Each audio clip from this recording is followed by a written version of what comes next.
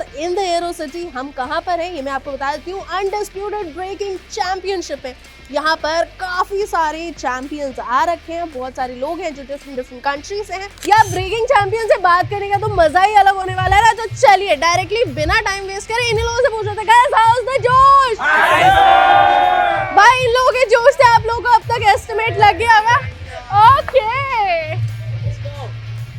इन लोगों के जोश से आप लोगों को पता लग ही गया होगा कि यहाँ पर बहुत तगड़ा धमाल ये लोग मचाने वाले हैं। रेस्ट हम इस वीडियो में काफी सारे लोगों से बात करेंगे, इन ब्रेकिंग चैंपियन से बात करेंगे कि क्या है इनका मंत्र टुवर्ड्स गोइंग। एंड यार एक ऐसी चैंपियनशिप है जिसने बहुत लोगों को इंस्पायर किया है। मतलब यहाँ पर मैं लोगों से बात कर रही थी तो they are from a very rural background also, और ये स्टेज मिलना it is you know a blessing for all of them. तो चलिए वीडियो में आगे लोगों से बात करते हैं। यहाँ पर ना जो ऑरा है it is definitely very high.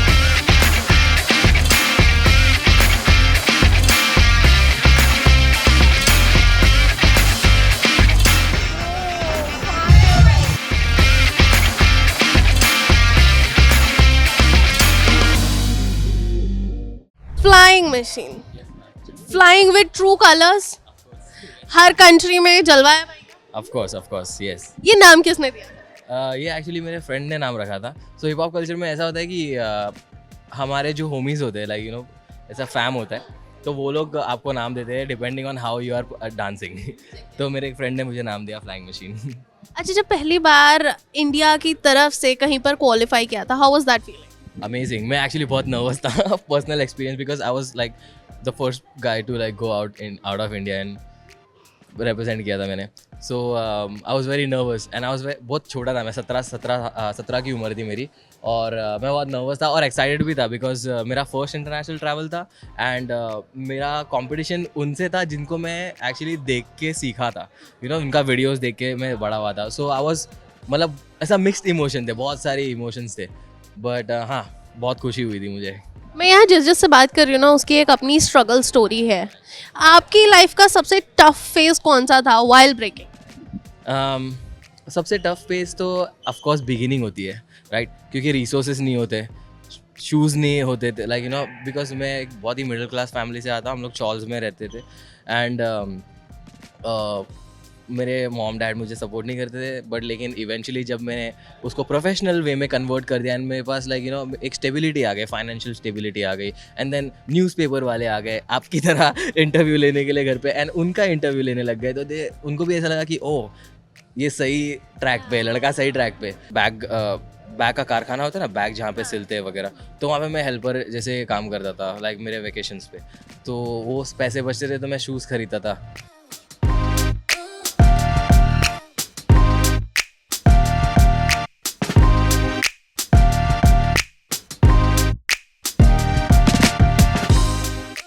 Some people like dancing more and some people do like sports more. But what is that one thing that you like the most? Which may be a mix of both? It is a mix of both because I do breaking, which includes, like, in my opinion, both of the sport and the dance and the art itself. So yeah, I would say I like both. Whenever we are in some creative field, I am 100% sure that national and international levels give us a different sort of experience. So how does this international level experience, you know, define your creativity, or, you know, maybe we can consider upscaling your skills? Honestly, I'm really happy to be able to travel that much. For example, now I'm in Delhi and I'm gonna see like the national scene, how national B-girls and B-boys are dancing. This is for me like my biggest inspiration. Every time I travel, I see how local dancers dance, and that inspires me a lot, yeah. Okay, one thing you enjoyed the most during your stay in Delhi? I enjoyed the tuk-tuk ride in Old Delhi. That was crazy. And I wanna my whole life to be a tuk-tuk ride in Delhi. All the time I wanna be in Delhi in a tuk-tuk. You have totally conquered the world.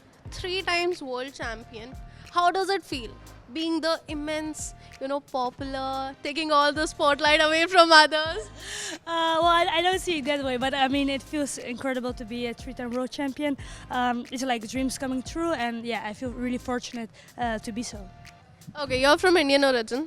We all know that. But how does it coming, you know, to India and battling? It feels really good. I was super excited to visit India, so now finally I can go.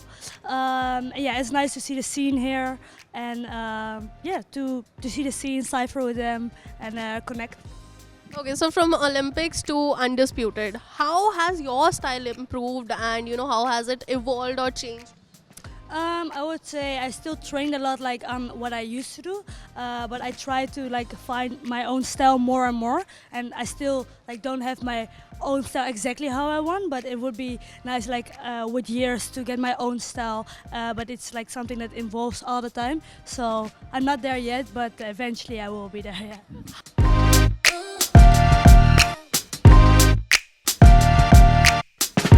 Mumbai से जब एक लड़का निकला और वो भी international championships में बहुत बार compete किया, कैसी फीलिंग होती है? थोड़ा डिफरेंट होता है क्योंकि लाइक सबसे वर्स्ट पार्ट वेस्ट नहीं फूड, क्योंकि इंटरनेशनल फूड बहुत बेकार है और इंडियंस लोग को खाने का बहुत आदत है. एंड सेकेंड वेदर, बट अभी तो यूज टू हो गए वेदर को लेके, बट फूड मोस्टली फूड, क्योंकि एक जब तक अच्छा खाना नहीं जाता पेट में तब तक ऐसा कन्फ्यूजन रहता है कि कैसे करूँ क्या करूँ, ऐसा रहता है. अच्छा, एक बात बताओ, इंडिया में एक टाइम था जब आर्ट फॉर्म को लेकर पेरेंट्स जो थे बहुत रिस्ट्रिक्टिव थे. मतलब अगर हम कुछ टाइम पहले की बात करें तो घर वाले बोलते थे भाई सुन, या तो डॉक्टर बनेगा, टीचर बनेगा, इंजीनियर बनेगा, लेकिन ये क्या होता है, डांस करूंगा. This is not a job जो कि तुम्हें पैसे ला के देगी. तो आपकी फैमिली कैसी थी, सपोर्टिव थी? बेसिकली हम लोग स्लम से आते हैं मुंबई के, ठीक है, तो उधर हम लोग सोच ही नहीं सकते कि डॉक्टर बनेंगे, इंजीनियर बनेंगे, चीज़ें बनेंगी, वो काउंट ही नहीं होता है. ठीक है, तो क्या कर रहा है, छोड़, जो कर रहा है कर. यार एक होता है होम ग्राउंड और एक होता है अवे. होम ग्राउंड पे परफॉर्म करने का ना एक अलग ही क्रेज होता है, और स्पेशली जब आप इंडिया के हो, आप मुंबई के हो, और उसके बाद यार आर्ट फॉर्म हमें मिल जाए अपने ही होम ग्राउंड में परफॉर्म करने के लिए. How is that feel? बहुत मज़ा आता है क्योंकि पता है मतलब घर जैसा लगता है, लेकिन अभी वही है कि अभी सारा इंडिया ही सपोर्ट करता है किधर भी हम लोग नाचे, क्योंकि वही है कि लोग सपोर्ट करते हैं, हम लोग मोस्टली बहुत ट्रैवल करते हैं, तो मुझे तो सब जगह मज़ा आता है, लेकिन मुंबई का मज़ा कुछ और है. ठीक है, अगर हम ब्रेकिंग की बात करें, इंडिया में वी नो के बहुत पहले से चला आ रहा है, बट एक्सेप्टेंस धीरे धीरे मिली है ब्रेकिंग को. How do you see this evolution? कैसे इस फॉर्म ने अपने आप को इवॉल्व? बहुत ज़्यादा ग्रो हुआ है ओवर द इयर्स. मतलब आई स्टार्टेड ब्रेकिंग इन 2012, फिर उसके बाद मतलब उसके पहले भी लोग कर रहे थे, लेकिन अभी level is somewhere else, and I am so happy that you know I am seeing such like young kids doing breaking. I was young when I started.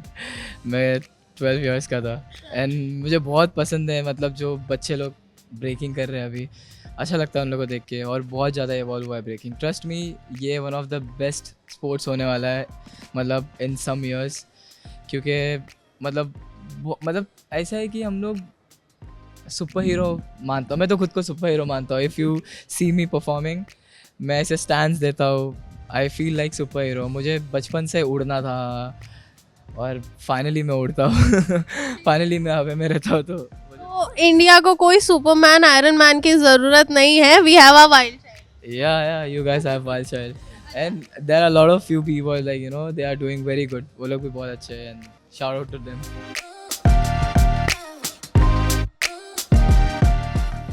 Since you have come all the way from Belgium to India for Undisputed, how is the feeling? Because you have been to India when you were very young, और अभी you are coming here after so long. I think India is always nice. The people here are super friendly, and you know, like going to the city and exploring the culture and stuff. It's always super nice. So I'm happy to be back in India. So you are a part of world class crew. How does that makes you different from the other? I don't know. I think I just follow my own path. You know, I just do my own style, do my own thing, and I think that shows on the stage. You know, I think that's really kind of make me different. Yeah. How old were you when you first started this form of? 9 years old. Yeah. So were your parents, fully aware, or were they supportive? My parents always been supportive. I always been like a crazy child that wants to do like a lot of hobbies, you know. So they always knew like I'm gonna do something extreme. So yeah, from the first day they were really supportive, and they always been by my side and give me the opportunities to travel and all those type of things. So yeah, I'm really blessed with them.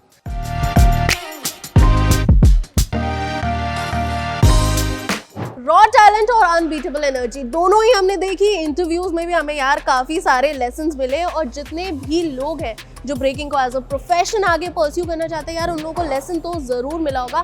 Plus मैं genuinely बताऊं, यहाँ पर जो energy थी ना, it was totally high. आप लोगों ने वीडियो में भी देखा, हाउस द जोश, हाई सर तो सभी की जुबान पे था। फिलहाल आप लोगों को इस वीडियो से क्या क्या लेसन्स मिले, इन सारे इंटरनेशनल ब्रेकर्स से क्या क्या लेसन्स मिले, फटाफट से हमें कमेंट सेक्शन में बता दो। और यार देखो, एक ऐसा प्लेटफॉर्म जो कि इतना रूटेड टैलेंट को प्रमोट कर रहा है, डेफिनेटली देखना तो बनता ही है ना।